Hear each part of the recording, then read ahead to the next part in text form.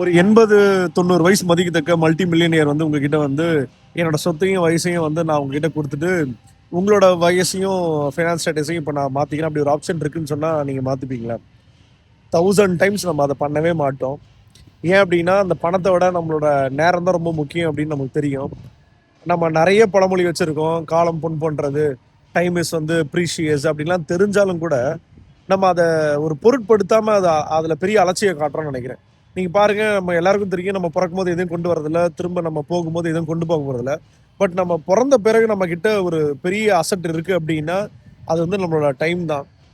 டெய்லியும் 12 மணி ஆன உடனே ஸோ அந்த 12 AM ஆரம்பித்து ஒரு 24 மணி நேரம் நம்மகிட்ட இருக்குது. Almost 1440 minutes. ஸோ அதில் பாதி நேரம் 8 மணி நேரம் தூங்குறதுக்கு போயிடுது.